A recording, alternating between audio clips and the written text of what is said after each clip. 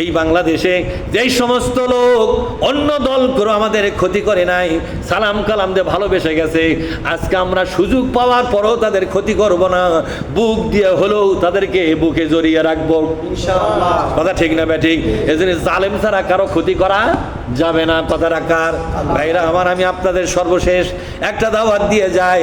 বলেন তো বাংলাদেশে রাষ্ট্রীয় ক্ষমতার চেয়ারগুলো কার হাতে থাকা দরকার? যখন কার হাতে থাকা দরকার?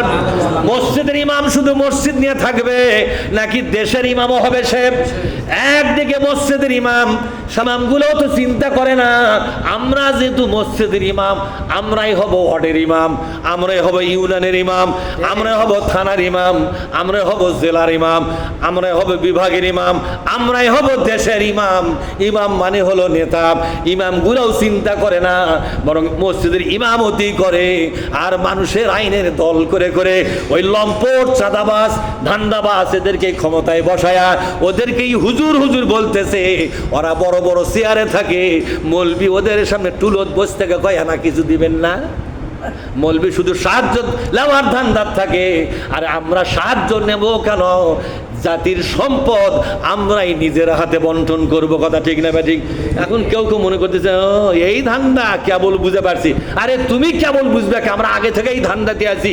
ক্ষমতা করছে ক্ষমতার লোভ, ক্ষমতার লোভ নয়, গোটা বাংলাদেশের সমস্ত চেয়ারগুলোকে আমরা দখল করতে চাই। কথা ঠিক না ঠিক? সমস্ত চেয়ারগুলোকে দখল করে মসজিদের ইমামের হাতে আমরা রক্ষা করতে চাই।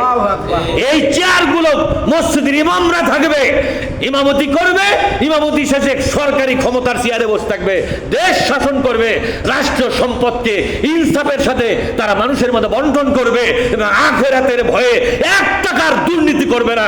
কিয়ামতের ময়দানে আল্লাহ তাআলা বিচার করবে প্রত্যেকটি টাকার, প্রত্যেকটি সন্ত্রাসের, প্রত্যেকটি চাঁদাবাজের, প্রত্যেকটা দুর্নীতির ঘুষের এগুলোর বিচার হবে পরকালে। এই ভয় ভীতি নিয়ে যে ইমাম থাকবে, আল্লাহ যেন সেই ইমামদেরকে এদেশের রাষ্ট্র ক্ষমতা দান করে। আপনারা চান সবাই? আপনারা চান সবাই?